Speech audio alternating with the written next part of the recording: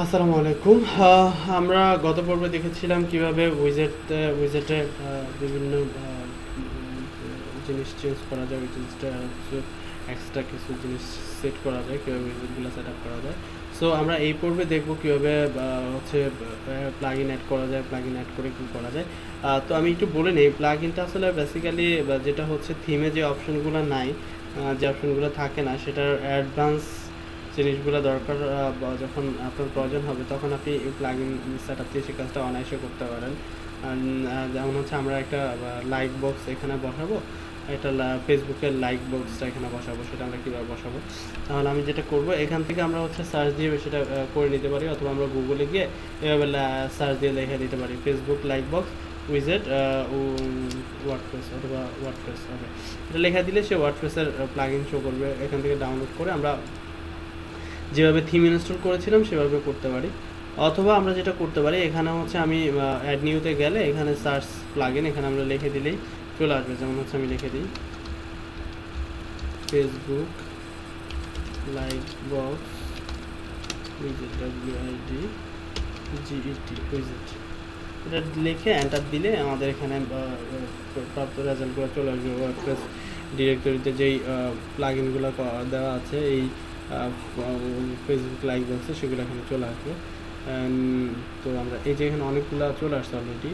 তো আমি একটা প্লাগইন অলরেডি করেছিলাম, সেটার স্টাইলটা এরকম। আপনি যদি এখান থেকে দেখে নেন সেক্ষেত্রে আপনার দেখতে কীরকম হবে সেটা আপনি এখান থেকে দেখে নিন। আমি ধরেন আমি এটা ওপেন করলাম, এই যে এখানে আসছে, এটা আমরা ওপেন করলাম। এটা ওপেন করে আপনি স্ক্রিনশটে গিয়ে দেখে নিতে পারবেন যে আপনার এটা কীরকম হবে, দেখতে কীরকম লাগবে, সুন্দর কীরকম হবে। এই জিনিসগুলো আপনি এইভাবে দেখে নিতে পারবেন যে এরকম করা যাবে, আপনি এটা দেখে নিতে পারেন। সো দেখে নিলাম এবং আমরা হচ্ছে এটা আমরা খুঁজে নিলাম। এটা হচ্ছে ফেসবুক লাইক বক্স উইজেট। এইটা হচ্ছে এটা প্রায় 1,00,000 বার এটা ডাউনলোড হয়েছে অলরেডি। সো আমরা এখানে গিয়ে এটা দেখি এটা কোনটা। এটা হচ্ছে ডেভেলপার হচ্ছে আমি ডেভেলপার নাম যদিও দিয়ে দিই তাহলে এটা সব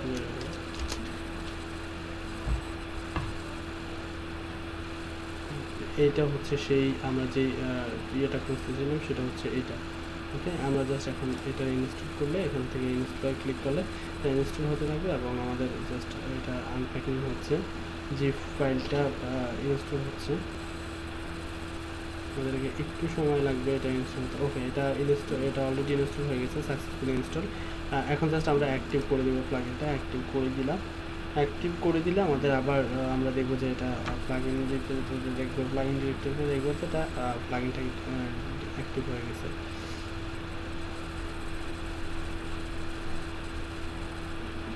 ওকে, আমরা প্লাগইনে দেখলাম এই যে এটা অ্যাক্টিভ হয়ে গেছে। সো তারপর এখন আমরা যদি এটা যাই, এখন আমরা গিয়ে এটাতে উইজেটে যাবো, যেহেতু আমরা উইজেট সেট আপ করেছি। সো উইজেটে যখন যাবো তখন দেখবো যে আমাদের উইজেটের নতুন একটা উইজেট আমাদের সেট আপ হয়েছে, সেটা হচ্ছে ফেসবুক লাইক বক্স। এই যে এটা হচ্ছে ফেসবুক লাইক বক্স, এই জিনিসটা আগে ছিল, এটা নতুন করে হয়েছে। আমরা জাস্ট এটা এখান থেকে নিয়ে কপি করে আমরা হচ্ছে পোস্টের আগে দিব। পোস্টের আগে দিব, আমি হচ্ছে টাইটেল দিলাম হচ্ছে CODING কোডিং সেন্টার বাংলাদেশ।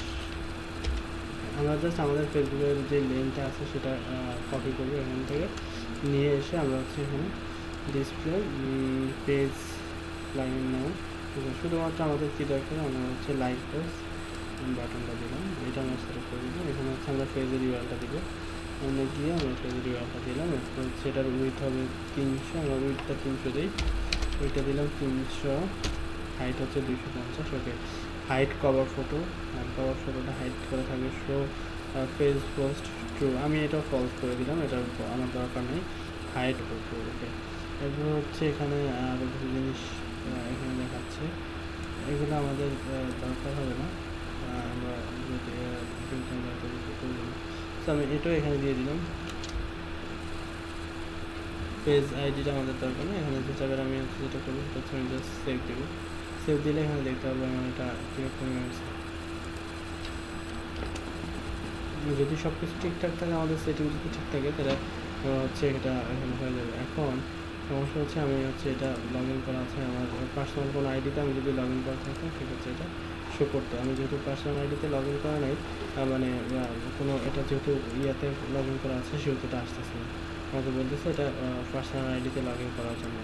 ঠিক আছে, তো আমরা এটা অলরেডি এটা দেখলাম যে কীভাবে হচ্ছে। এরপর যদি আপনি প্লাগইনটা ইনস্টল করার পর এটা সেটিংসটা কীভাবে করবেন সেটা যদি আপনি দেখতে চান, সেভাবে যেটা করতে পারেন সেটা হচ্ছে যে প্লাগইনটা ইনস্টল করবেন সেই প্লাগইনটা ইনস্টল করে আপনি দেখতে পারেন, এই যে ইনস্টলে গিয়ে আপনি দেখতে পারবেন যে এটা কীভাবে ইনস্টল করেন। যে প্রথমে বলছে ডাউনলোড করার জন্য, তারপর হচ্ছে লগ ইন করে ক্লিক প্লাগইন অ্যাড নিউতে ক্লিক করার জন্য, ইনস্টল করার জন্য ব্রাউজারে গিয়ে সিলেক্ট, এখানে কি আপনি এখানে টোটালি জিনিসগুলো দেখতে পারবেন যে কীভাবে এটা ইনস্টল করতে হবে, কীভাবে আপনি এটা ইউজ করবেন, টোটালি সব কিছু।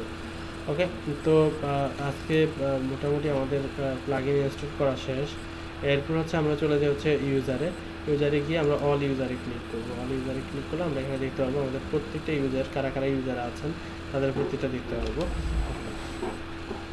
আমি দেখলাম আমি শুধু অ্যাডমিন, যে সেই শুধুমাত্র এটাতে ইউজার আছে। সো আমরা এখানে ইউজারের অনেক কিছু সেটিং করতে পারি। এখানে ডিজেবল ভিজুয়াল এডিটর এটা আছে। এরপরে হচ্ছে আমরা এখানে কিবোর্ডে শর্টকাট যদি ইউজ করতে চাই সেটা অ্যাক্টিভ করে দিব, মানে ফার্স্ট নেম লাস্ট নেম দিব। এরপরে হচ্ছে ডিসপ্লে কী দেখাবে, পাবলিকটা কী দেখবে। এরপর হচ্ছে এখানে ওয়েবসাইটের অ্যাড্রেস, এখানে আপনার নিজস্ব সম্পর্কে একটা বায়োকপি, আমি এখানে যদি এখানে বায়োকপি দিই তাহলে দেখেন কী হয়। ওটা বায়োগ্রাফি লিখে দিলাম। এখন হচ্ছে আমরা দিলাম হচ্ছে ফার্স্ট নেম, যেমন হচ্ছে আমি দিলাম হচ্ছে কোডিং সেন্টার। ওকে, কোডিং সেন্টার। এরপরে এখানে দিলাম হচ্ছে আমাদের ওয়েবসাইটের নাম কোডিং সেন্টার বিডি। ওকে, এরপর হচ্ছে আমরা পাসওয়ার্ডটা দেওয়া লাগবে না, আমরা জাস্ট এখানে গিয়ে যদি আপডেট করি তাহলে আমি দেখতে পাবো যে আমাদের প্রোফাইলটা এখানে চলে আসছে। চাইলে আমি ইমেজও আপলোড দিতে পারতাম, একটা ইমেজ দিয়ে দিতে পারতাম। এখানে হচ্ছে আমি এবার যখন একটা ইয়েতে যাই সেক্ষেত্রে আমি দেখতে পাবো, একটা ভিউতে গেলাম সেক্ষেত্রে আমি দেখতে পাবো এই যে অ্যাডমিন সম্পর্কে টোটাল ইনফরমেশনটা এখানে চলে আসছে। যেহেতু আমরা কোনো ইমেজ ইউজ করি না সেক্ষেত্রে এটা ডিফল্ট একটা ইমেজ চলে আসছে, এই হচ্ছে অ্যাডমিনের ইয়েটা চলে আসছে।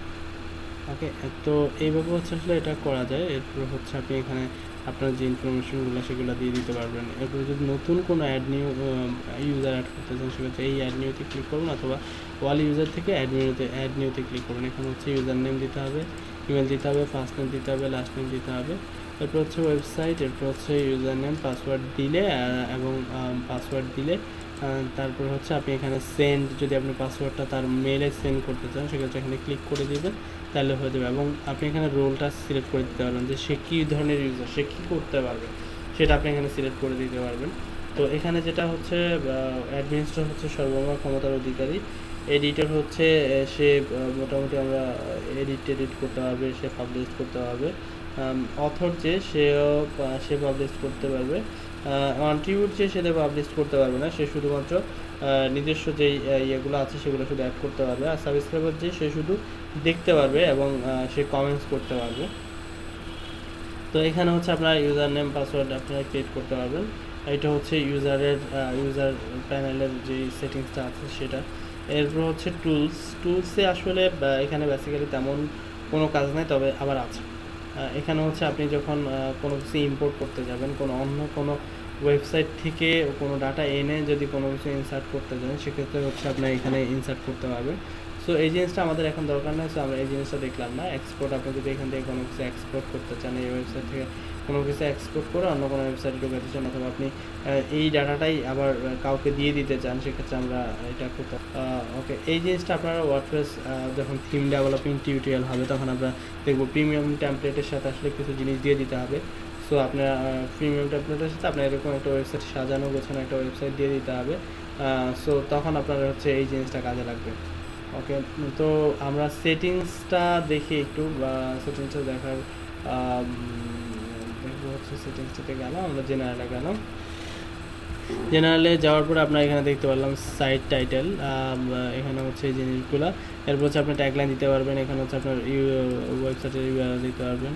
এখানে হচ্ছে আপনার ডিফল্ট যে আপনি কি সবাইকে রেজিস্ট্রেশন করতে দিবেন কিনা, মেম্বারশিপ কী হবে, তাহলে এখানে আপনি জাস্ট রেজিস্ট্রেশনের জন্য এটা ক্লিক করে দেবেন, তাহলে যে কেউ রেজিস্ট্রেশন করতে পারবে। এরপর হচ্ছে যে রেজিস্ট্রেশন করবে সে কী হবে, সাবস্ক্রাইবার না অন্য কিছু হবে। এরপর হচ্ছে আপনি রাইটিংয়ে যখন ক্লিক করবেন এখানে হচ্ছে এই জিনিসগুলো পুরো দরকার হবে। এরপর রিডিংয়ে আপনার রিডিংয়ে কী কী আছে সেটা আপনি দেখতে পারবেন এখানে। এখানে হচ্ছে আপনি স্ট্যাটিক পেজ বানাতে তৈরি করতে পারবেন। এখানে স্ট্যাটিক পেজ কোনটা হবে, এখানে হচ্ছে টোটালি এই জিনিসগুলো আপনারা এখানে দেখতে পারবেন। মিডিয়াটা আসলে কীরকম হবে, পারমানেন্টটা কীরকম হবে। এখানে পারমালিংকটার বিষয়টা হচ্ছে আমরা যখন সার্ভারের লাইভ সাইটটা লাইভ করবো তখন আমরা দেখতে পারবো যে এখানে আসলে কীভাবে সার্ভারের সাইটটা লাইভ করে। সো আমরা তো আসলে মোটামুটি আমরা এখানে দেখলাম যে একটা ওয়েবসাইট, পূর্ণাঙ্গ ওয়েবসাইট কীভাবে তৈরি করে। আমাদের মোটামুটি একটা ওয়েবসাইট দাঁড়ায় গেছে। আমরা পূর্ণাঙ্গ একটা ওয়েবসাইট একটা থিম ডেভেলপ করে ফেললাম। মোটামুটি আমাদের একটা ওয়েবসাইট, সুন্দর একটা ওয়েবসাইট দাঁড়ায় গেছে। এখানে হচ্ছে আমরা যদি আরও কিছু জিনিস দিতে চাই, তো আমরা ভবিষ্যতে আরও জিনিসগুলো দেখবো। এখন জাস্ট আমরা সিম্পল একটা জিনিস দেখলাম যে কীভাবে আসলে এই জিনিসটা করা যায়। সো এখানে সমাপ্ত। আল্লাহ হাফিজ।